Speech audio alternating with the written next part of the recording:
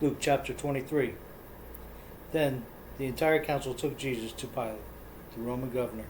They began to state their case. This man has been leading our people astray by telling them not to pay their taxes to the Roman government and by claiming he is the Messiah, a king. So Pilate asked him, "Are you the king of the Jews?" Jesus replied, "You have said it." Pilate turned to the leading priests and to the crowd and said, "I find nothing wrong with this man." Then they became insistent. "But he is causing riots by his teachings wherever he goes, all over Judea, from Galilee to Jerusalem." "Oh, is he a Galilean?" Pilate asked. When they said that he was, Pilate sent him to Herod Antipas, because Galilee was under Herod's jurisdiction, and Herod happened to be in Jerusalem at the time.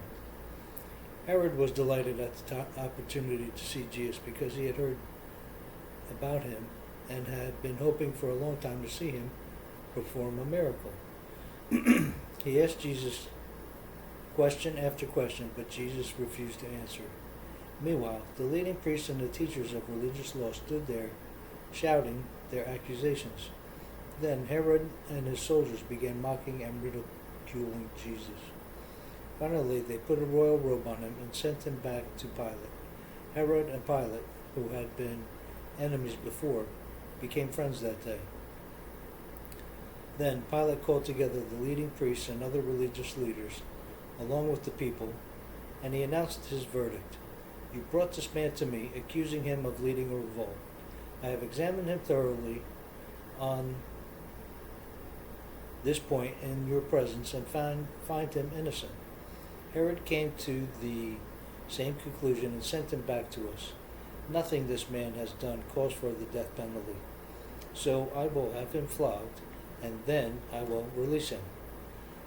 Then a mighty roar rose from the crowd, and with one voice they shouted, "Kill him, and release Barabbas to us." Barabbas was in prison for taking part in an insurrection in Jerusalem against the government and for murder. Pilate argued with them because he wanted to release Jesus, but they kept shouting, "Crucify him, crucify him." For the third time he demanded, "Why? What crime has he committed? I have found no reason to sentence him to death, so I will have him flogged, and then I will release him." But the mob shouted louder and louder, demanding that Jesus be crucified, and their voices prevailed. So Pilate sentenced Jesus to die as they demanded, and as they requested, he released Barabbas, the man in prison for insurrection and murder. But he turned Jesus over to them to do as they wished.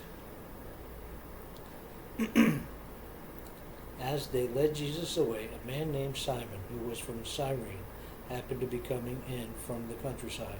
The soldiers seized him and put the cross on him and made him carry it behind Jesus. A large crowd trailed behind, including many grief-stricken women. But Jesus turned and said to them, "Daughters of Jerusalem, don't weep for me, but weep for yourselves and for your children. For the days are coming when they will say, Fortunate indeed are the women who are childless, and the wombs that have not borne a child, and the breasts that have never nursed. People will beg the mountains, fall on us, and plead with the hills, bury us. For if these things are done when the tree is green, what will happen when it is dry?" Two others, both criminals, were led out to be executed with him.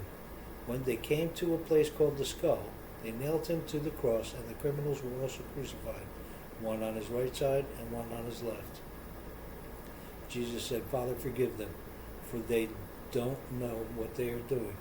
And the soldiers gambled for his clothing by throwing dice. The crowd watched, and the leaders scoffed. "He saved others," they said. "Let him save himself if he is really God's Messiah, the chosen one." The soldiers mocked him, too, by offering him a drink of sour wine. They called out to him, "If you are king of the Jews, save yourself." A sign was fashioned above him with these words, "This is the King of the Jews." One of the criminals hanging beside him scoffed, "So you're the Messiah, are you? Prove it by saving yourself and us, too, while you're at it." But the other criminal protested, "Don't you fear God even when you have been sentenced to die? We deserve to die for our crimes, but this man has done nothing wrong." Then he said, "Jesus, remember me when you come into your kingdom." And Jesus replied, "I assure you, today you will be with me in paradise." By this time it was about noon, and darkness fell across the whole land until 3 o'clock. The light from the sun was gone, and suddenly the curtain in the sanctuary of the temple was torn down from the middle.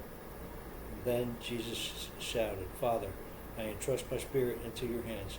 And with those words he breathed his last. When the Roman officer overseeing the execution saw what happened, he worshipped God and said, "Surely this man was innocent." And when all the crowd that came to see the crucifixion saw what had happened, they went home in deep sorrow. But Jesus' friends, including the women who had followed him from Galilee, stood at a distance watching. Now there was a good and righteous man named Joseph. He was a member of the Jewish High Council, but he had not agreed with the decision and actions of the other religious leaders. He was from the town of Arimathea in Judea, and he was waiting for the kingdom of God to come. He went to Pilate and asked for Jesus' body. Then he took the body down from the cross and wrapped it in a long sheet of linen cloth and laid it in a new tomb that had been carved out of rock. This was done late on Friday afternoon, the day of preparation, as the Sabbath was about to begin. As his body was taken away, the women from Galilee followed him and saw the tomb where his body was placed. Then they went home and prepared spices and ointments to anoint his body. But by the time they were finished, the Sabbath had begun, so they rested as required by law.